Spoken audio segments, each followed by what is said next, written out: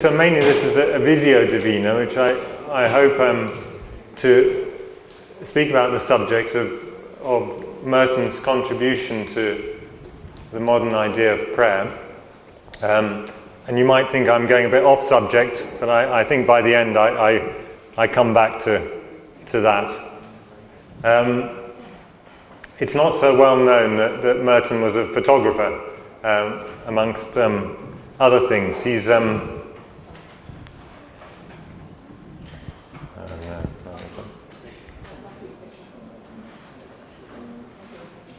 I'm having to deal with two computers. He's obviously much better known for his books. There's over 70 books by Thomas Merton, and so a lot of them published after his death. The theme of prayer, or contemplative prayer, which is the theme of this conference, I think these are the books I've used for this talk. The one, Inner Experience, was a late piece of writing of his, and I think it's one of the best on contemplation. And then New Seeds of Contemplation is again a classic. All those other ones I've used. The little one at the bottom there, Book of Hours, I think is very good. If anyone doesn't know Merton and or wants to use him for prayer, inspiration for prayer, I really recommend this. I've used it. It's Merton's reflections and poems done as a sort of liturgy of hours. So that's a beautiful book. What's the name? The title? It's the one at the bottom there called A Book of Hours. A book. Oh, maybe you can't see it clearly enough. A Book of Hours. I think it's a very good introduction. So, but I won't be looking so much at Merton's books as him as an artist. Merton's father was an artist, his mother was an artist, his father was a painter, and Merton obviously is a writer. He saw his vocation to be a writer, but if you look at his notebooks, he's always doodling as he's writing, and so you get these pages of poems and reflections with little doodles of angels and things. And this is an example of one page from his notebook. So funny little upside down angel. He probably did these while he was sitting at chapter meetings, which apparently he used to find very boring.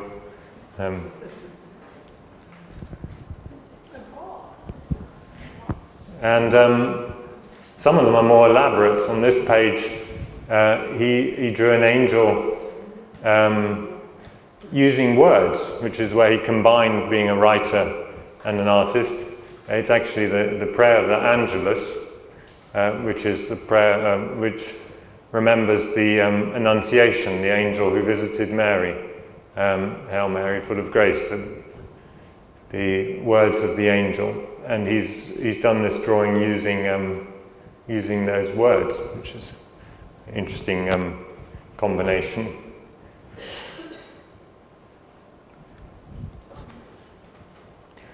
He did little drawings of the various monks at Gethsemane Monastery, which show them sort of meditating.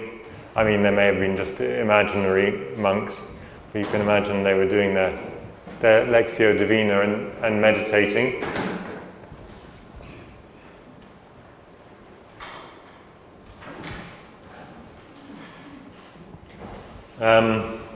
Other little doodles are of, in his books, you see little drawings of the prophets, and then girls. I mean, one thing we know about Thomas Merton, he was definitely heterosexual, so he had lots of little drawings of girls praying piously in his books. I have to juggle this.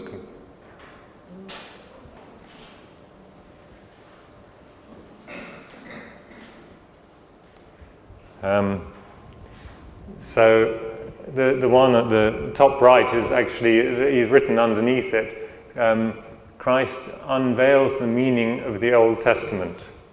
So that's a sort of allegorical picture of the girl there is the Old Testament, and Christ is unveiling the meaning of the Old Testament. And then a little picture of a church.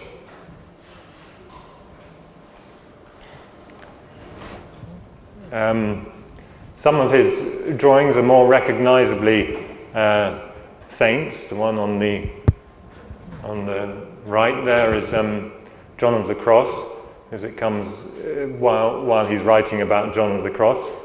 The one down here is Elizabeth of Hungary, and then Saint Lutgard. Someone can have to tell me who Saint Lutgard is. Anyway, Merton writes a little prayer to Saint Lutgard with that drawing. And of course, the one at the top is a little Madonna and Child that Merton drew.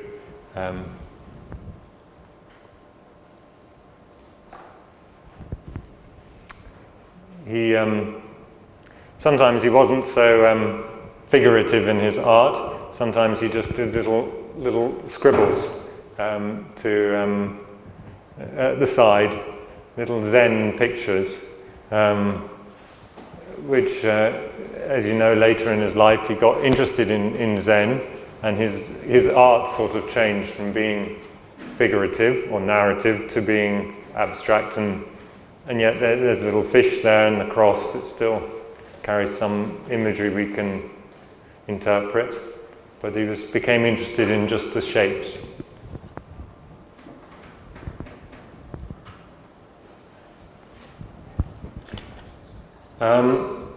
Now, Merton's interest in photography, which is what the main thing, I was just aside on his drawings because they're not well known.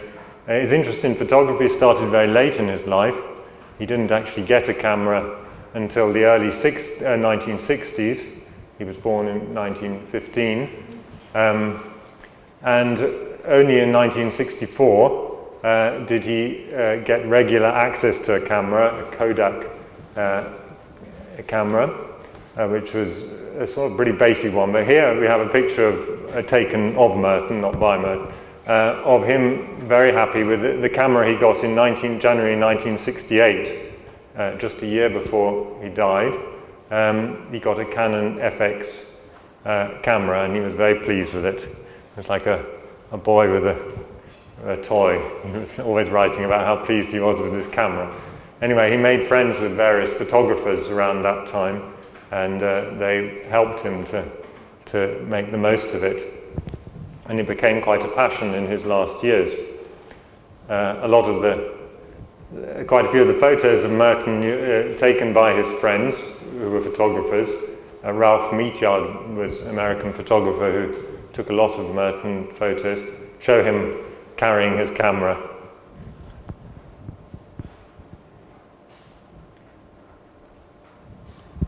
Oh, sorry, that's the problem with two computers, lose sync.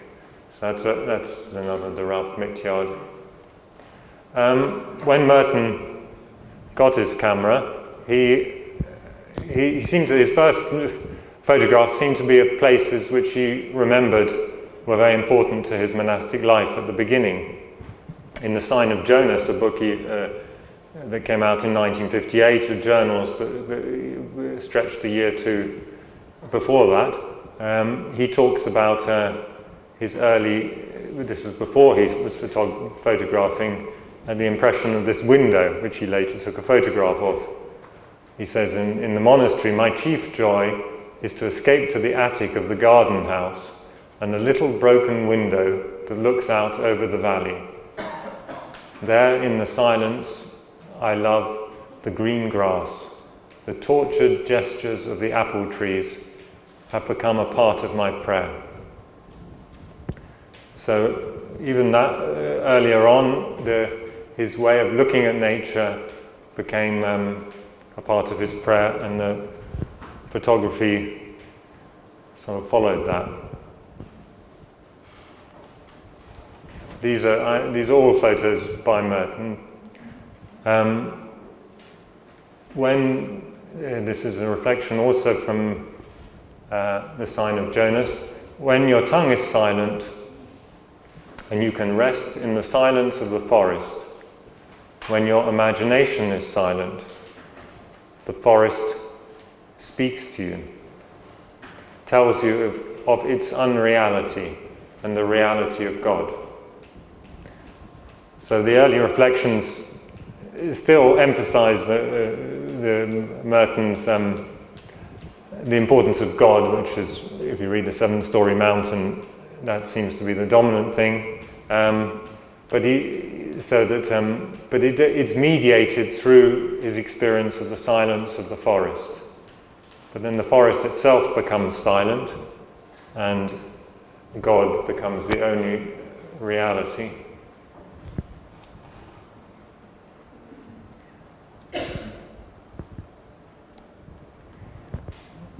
And then when the mind is silent, so this he goes on another stage now, when the mind is silent, so when the imagination is silent, the forest disappears and there's only God. But when the mind is silent, then the forest suddenly becomes magnificently real and blazes transparently with the reality of God.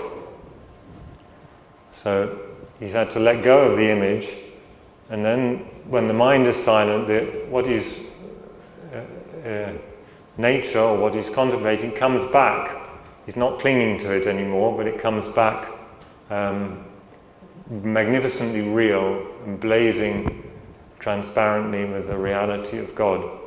And some of his photos capture that transfigured aspect of nature.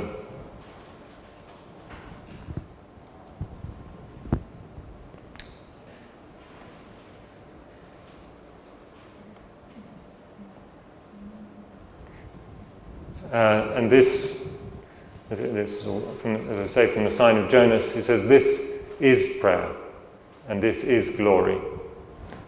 So, for Merton, the contemplative prayer goes through this stage of letting go of thoughts and images, but we come back to appreciation of God's presence in the world. And of course, later on in Merton's writings, he applies that to God's presence, or the fact that we have to be contemplatives in a world of action and not blocking out the realities of the world. But in nature, he saw the glorious side of God's presence. Now, as you know, after his years in the monastery, he was able to, as Benedict said, he could pass on to the solitary life. And of course, Merton was a bit of a pioneer in that. At this stage, monks were not normally allowed to go on to be hermits, sort of stuck at the community life. But Merton pressed continuously for the solitary life, and was finally given the chance to live in this hermitage in the woods, in his beloved woods. And this is a photo he took of his hermitage. And he was very happy to be there. I can imagine no other joy on earth than to have such a place to live in. Quite simple compared to my house anyway.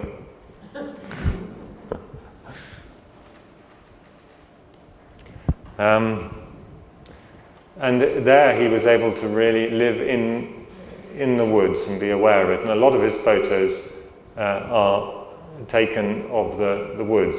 And it's interesting, he chose to take black and white nearly always, this play of light and darkness, which is in his theology as well. It comes in the way he uses the camera. So he says this is what he's appreciating as a hermit: to live in silence, to think and write, to listen to the wind and all the voices of the wood.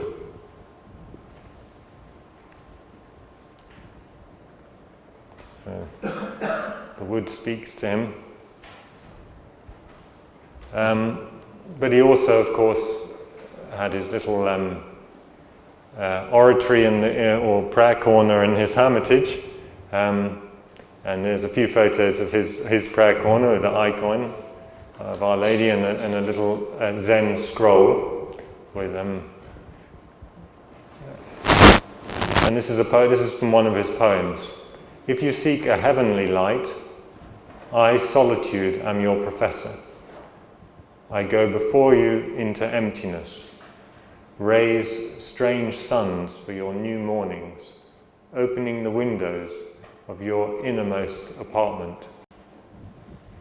I put that with these photos because of the sense of the light from the window coming into his oratory.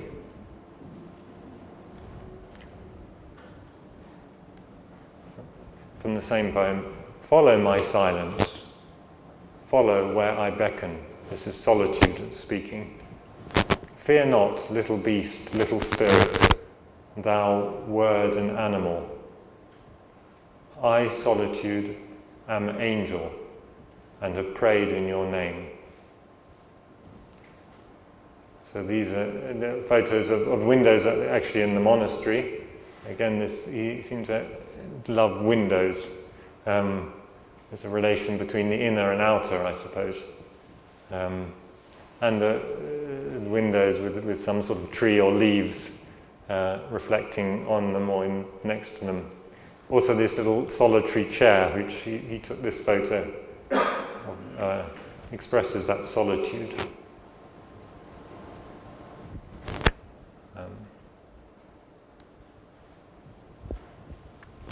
This is from one of his later writings. My brother and sister, the light and the water. Again, we've been hearing the encyclical from the Pope about this. Merton seems to be on the same Franciscan idea here. My brother and sister, the light and the water, the stump and the stone, the tables of rock, the blue naked sky. So very Franciscan in relation with all creation.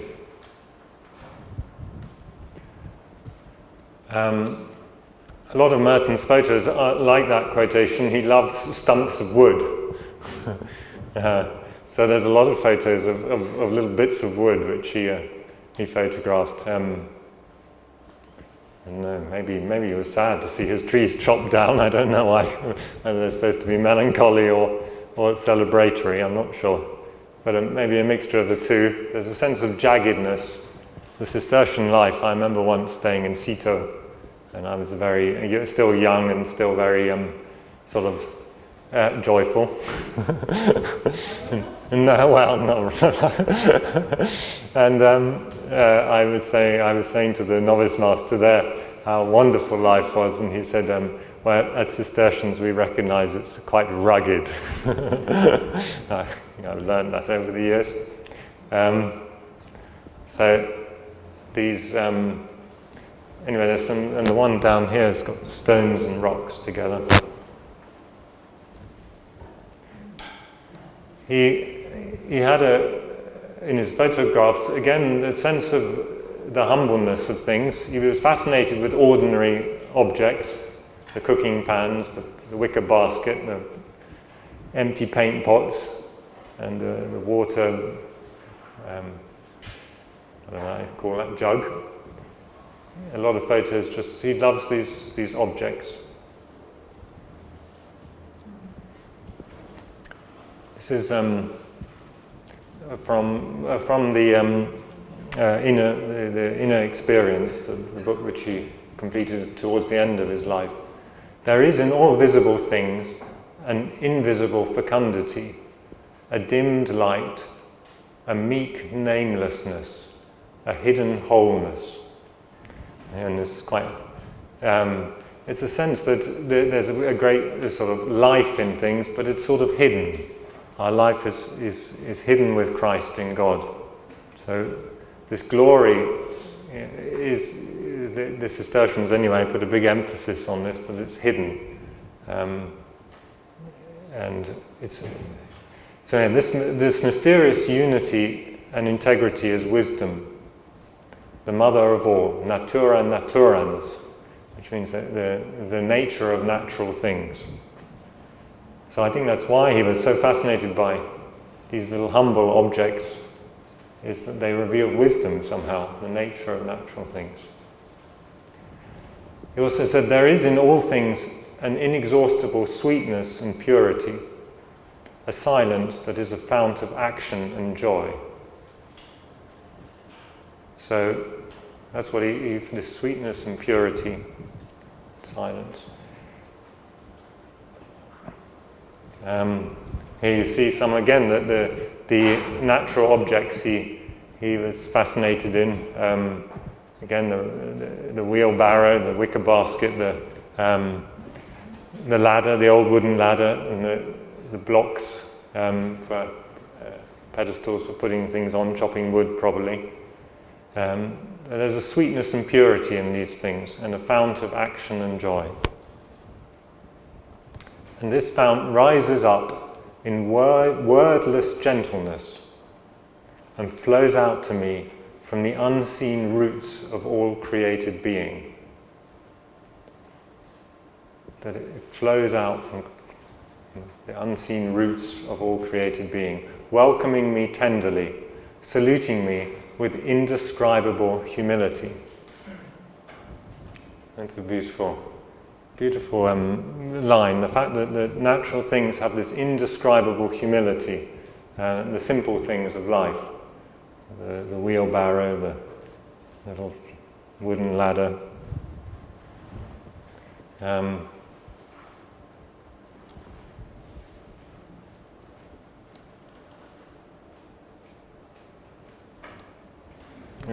his little milk jug or water jug and the kettle. And just to notice these, this is part of what prayer was for him, to notice these things which we normally just pass by and we don't notice, the ordinary things of life. And to notice the shades of light and darkness in each photo, to see the way he's fascinated by, of course with black and white photos it's easier to do this, the way light and darkness combine in everything, as in life.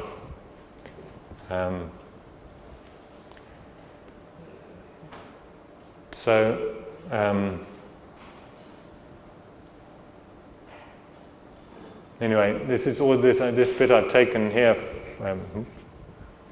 from the inner experience, just to emphasize this darkness, because you could think that he's just saying that everything's wonderful, everything's beautiful. But he said, it reminded me yesterday in the reading from the encyclical, the Pope said that people weren't meant to live in a world of concrete and without access to nature. Although this photo shows that even concrete can be beautiful in its shapes and forms. But anyway, Merton, in this book, Inner Experience, that he put together at the end of his life, he says, let us never forget that the ordinary way to contemplation lies through a desert, without trees, and without beauty, and without water.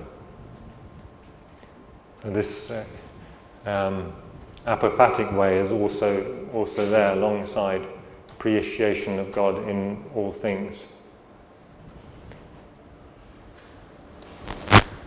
Again, that window in the monastery. The spirit enters a wilderness.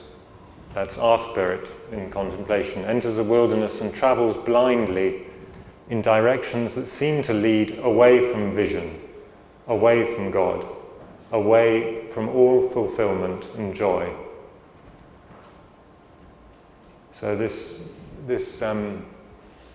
darkness, which I think Merton had to go into, if you read Seven Storey Mountain, he had a very difficult childhood, and a great sense of loss in his life, his mother dying young, his father dying, and then his brother dying.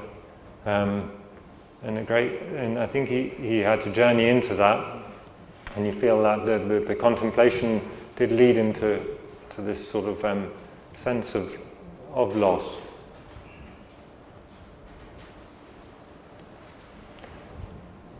It may become almost impossible to believe that this road goes anywhere at all, except to a desolation full of dry bones and the ruin of all our hopes and good intentions.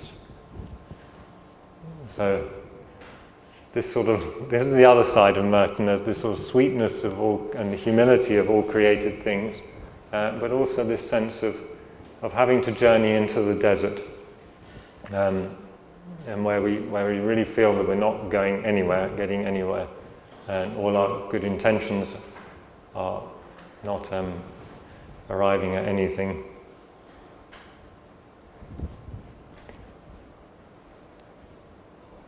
So this is another bit from his book, The Inner Experience.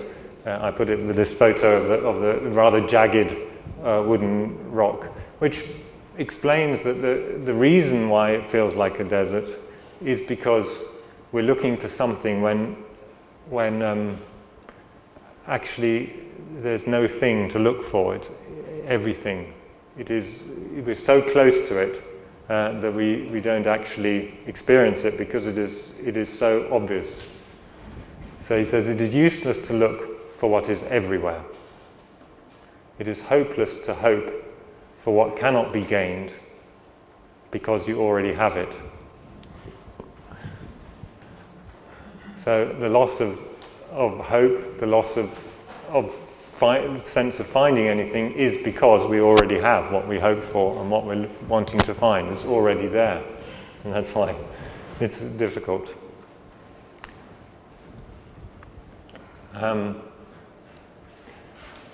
So this is a poem, one of his poems, which I've put with this photo of his of this little stone wall, because we know in the meditation sometimes we come to this stone wall of the ego, which blocks us from going on. It seems to be, or the cloud of unknowing, or which seems to be stopping us, and we're waiting for some brick to come out, some bit of light to come through.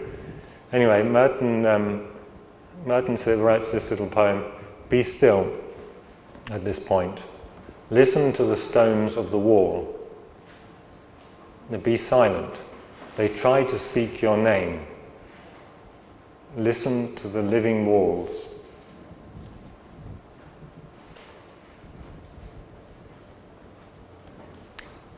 This is what the wall is saying to you. Who are you? Who are you? Whose silence are you?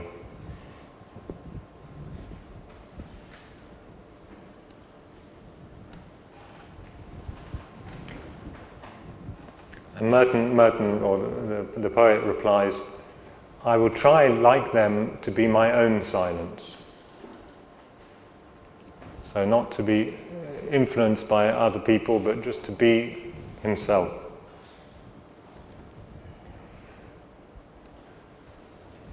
And he says, and this is difficult. The whole world is secretly on fire. The stones burn. Even the stones, they burn me. How can a man be still or listen to all things burning? How can he dare to sit with them? So you get the sense of the mystic in Merton, that whereas all things can have this sweetness and humility, also they seem to burn him. All created things seem to burn him.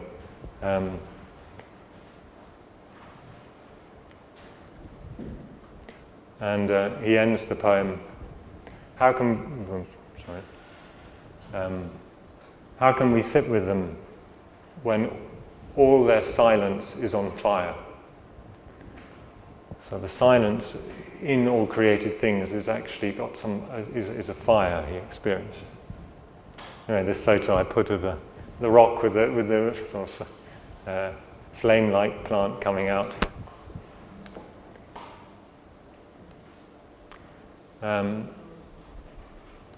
This is a photo not by Merton, but of Merton by his friend Ralph Metyard, and it shows the hiddenness of Merton. Here he's hiding. He chose to hide behind this branch. So there's a sense that he's hidden behind the things he sees. You flowers and trees, you hills and streams, you fields, flocks and wild birds, you books, you poems, and you people.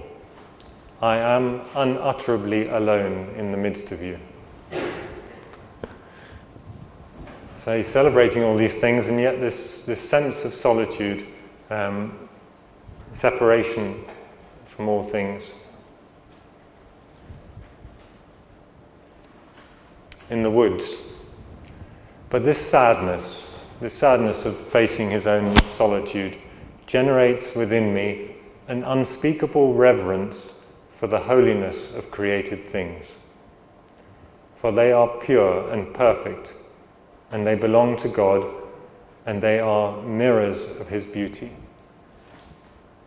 So by not finding his identity in anything, he's able to appreciate the reverence, unspeakable reverence for the holiness of everything, that they belong to God and that they are mirrors of his beauty. They're not mirrors of our identity. So anyway, some of his last photos he moves into colour, and sometimes there's a bit of a maybe this sense of joy that he had sort of broken through into colour. Which is not just to see the black and white and things of sorrow and joy, but actually the fullness of life, where all different shades of colours come in. So some of the last photos he took, he moves into colour. But again, he's taking photos of rather ordinary things. He seems to love sort of little things which you might. The wheel is a curious object to have hanging on the tree, but he's the things that you might pass by normally. This is where life is.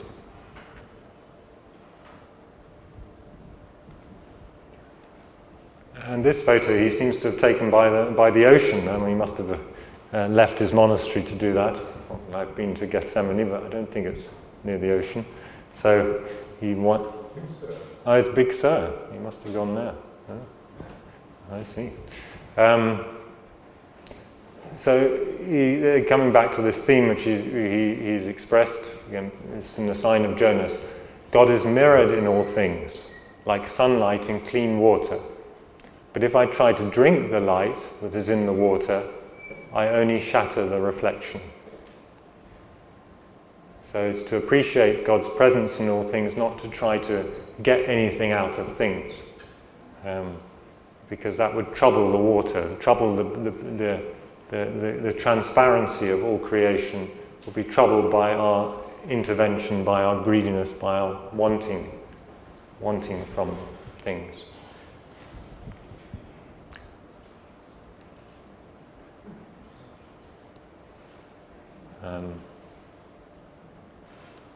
This is one of his most curious photographs, just a hook hanging down. I put it with this saying, all this world is held in being by grace. I mean, you could have many other meanings, but somehow the creation there's something which is holding it in being, and it's to go through the creation to see what is holding it in being, which is for him the mystical path. I mean, it's a sort of a Zen photograph. This you could ponder what it really means, and take a long time to ponder what it means.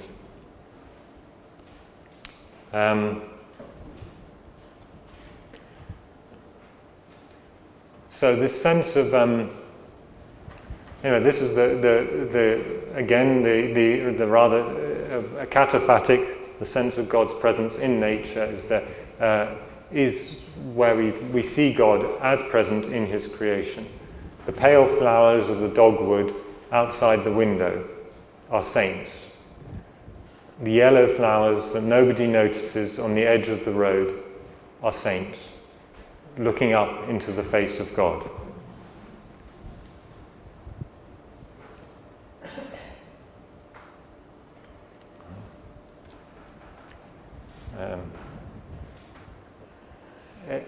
Every tree that brings forth, this is from another poem, which I put with another of his photos. He seems to love to photograph trees in the spring, just when the buds are coming out. Every tree that brings forth blossoms without the command of man is powerful in the sight of God. This sense of nature's independence of man, that the tree brings forth the buds of its own accord, whatever we do. And this is the power of nature in the sight of God.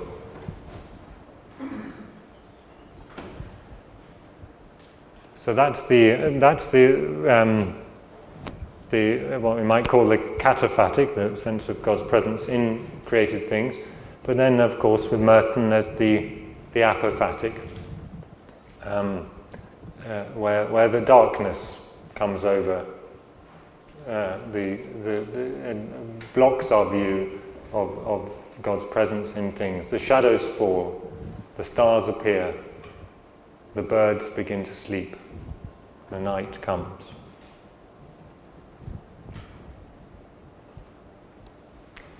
Night embraces the silent half of the earth. As in nighttime, maybe this is why Benedict said that nighttime is the time especially for silence. It's when something I should learn, it's when we especially appreciate the silent half of earth, that nature is silent at night.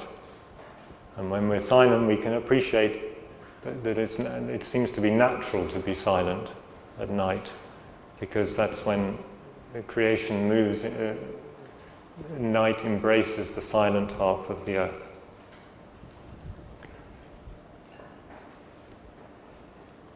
So in Merton, in his, as I say, in his photography, but also in his spirituality, you get this light and darkness. These are two gates. He's fascinated with points of going from the inner to the outer. Of course, Merton's big emphasis in his writing is on the inner person, the true self, rather than the external persona or the ego, that which we present to the world. Is the discovery of the inner self is a big emphasis in his writings. But he's fascinated also by how the inner self relates to the outer world. And this is both it seems to be in the darkness and the light, we find a way of relating to the world. So he noticed in the political situation of his time, a way of relating to the darkness in the world. He was very worried, as we all are, about the state of the world. But this was a way of contemplative relating to the world by feeling the pain. I think that's what they, in the reading, the Pope said, the first step of finding a solution is simply to feel the pain of what is going on. But then also Merton is aware of the glory of God. In each morning, in his poems, he sees the glory of God recreating the world out of this darkness. That everything is given again. Even when we think everything is hopeless, it's given again. And the next day comes, and the sun rises. This is a letter I found in his letters about our conversation, which is a collection of his letters, which he wrote some years before he died. I put it with a photo he took of his study in his hermitage. How often in the last years I have thought of death. It has been present to me, and I have understood and known that I must die.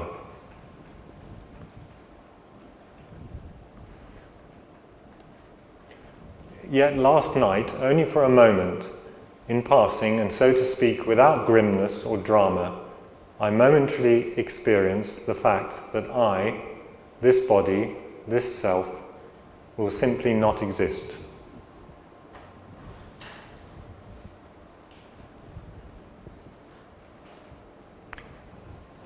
A flash of the not there-ness of being dead. And this, I suppose, is one of the first tastes of the fruits of solitude, the not there-ness of being dead. This is it's very, I think for me it struck me very much because the suddenness of Merton's disappearing. It isn't like he had an old age through which to sort of ripen his way to death. He just was there, and then one moment, next moment, he disappeared. And imagine those who knew him, how strange that must be. I mean, some of us have experienced that with people in our lives. Suddenly they're not there. But to experience that consciously in the solitude is something. So that's, again, I put that in as a sort of expression of this apophatic, the not there-ness of being. But I wanted to, before he died, he had this other experience, which is a sort of culmination of the aesthetic experience, of experiencing God in nature at Gethsemane. Of course, he travelled from Gethsemane on his journey to the east, and there in Sri Lanka in 1968, 9 days before his death, the accident, he was at this old temple of Polanaruva. I haven't been there, but anyway.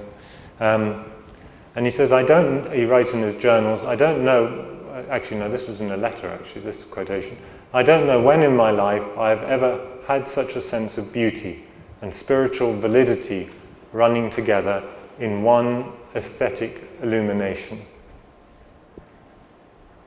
So he's seeing the appreciation of this statue. And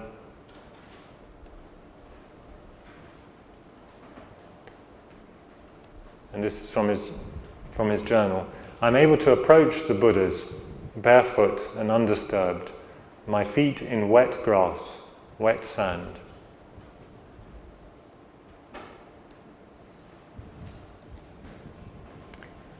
Then the silence of the extraordinary faces.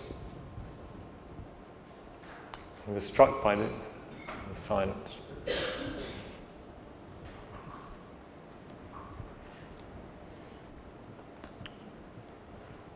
The great smiles, huge and yet subtle, filled with every possibility, questioning nothing, knowing everything, rejecting nothing. For the doctrinaire, the mind that needs well-established positions, such peace, such silence can be frightening. I was knocked over with a rush of relief and thankfulness at the obvious clarity of the figures, the clarity and fluidity of shape and line, the design. Merton, I mean, we forget that his parents were artists, and at the end of his life he comes back into speaking like an artist. He sees everything in terms of the shape and the design, the line.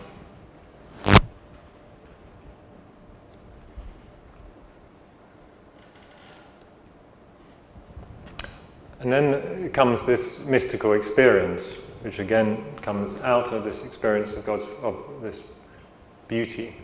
Looking at these figures, I was suddenly, almost forcibly, jerked clean out of the habitual half-tide vision of things, and an inner clearness, clarity, as if exploding from the rocks themselves, became evident and obvious.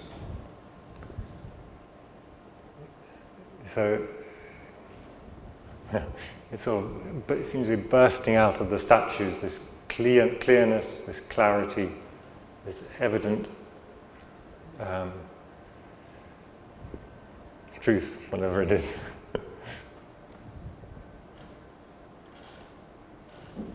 And he says at the end that my Asian pilgrimage has come clear and purified itself. I mean, this is why in some ways we think that his death with the accident was terrible, but in some ways he'd found what he was looking for in that moment. I mean, I know and have seen what I was obscurely looking for. I don't know what else remains, but I have now seen and have pierced through the surface and have got beyond the shadow and the disguise.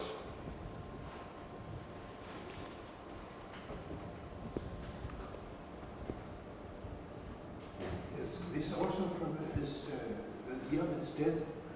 Yes, the year of his day. He died out in Thailand. He went on from Sri Lanka to Thailand, and there was an accident that he got electrocuted in his bedroom. So this was right before.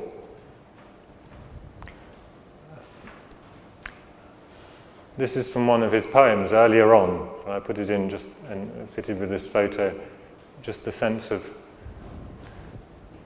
the passing stars. I love that, the way he's caught the stars in their motion. He says, earlier on, he says, "Will it come like this, the moment of my death? Will you open a door upon the great forest and set my feet upon a ladder under the moon and take me out among the stars?" That's and he didn't know he was going to suddenly die, but that's maybe, I sense, what he must have experienced when he died. A door was opened, like in his photos, there's windows and those doors, and he was led into the forest, and he found that little ladder, a little wooden ladder which he loved, and he was led up that ladder under the moon into the stars.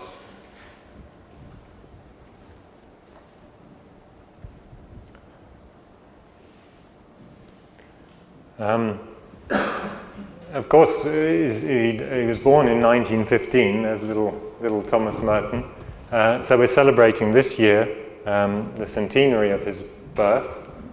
And if you read the Seven-Storey Mountain, which is, I mean, a classic, beautifully written, this is how it starts. On the last day of January 1915, under the sign of the water-bearer, in a year of the Great War, and down in the shadow of some French mountains, on the borders of Spain, I came into the world. And this journey of Thomas Merton really was the journey to discover who that I was. Who was the I that came into the world? And a lot of his discovery was that this I was the I which was hidden in Christ, hidden in God, and always existed in God, which came into the world. And the outward, the persona, the false self which we present to the world is necessary, but the real I is always in God. So later on in the New Seeds of Contemplation, there's a famous saying, "To me, to be a saint means to be myself."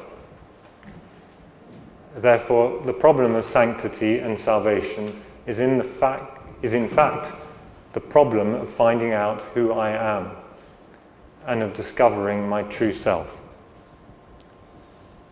That's why the little flowers by the side of the road are saints, because they are who they are. It's just a problem with human beings that often we're not who we are. And the discovery of who we are is to find our being in God, is to be a saint.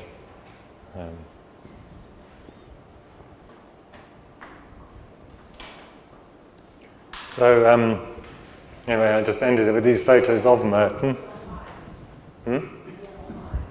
Oh. What? Oh no, there we are. Yeah. It's just to end with some photos of Merton.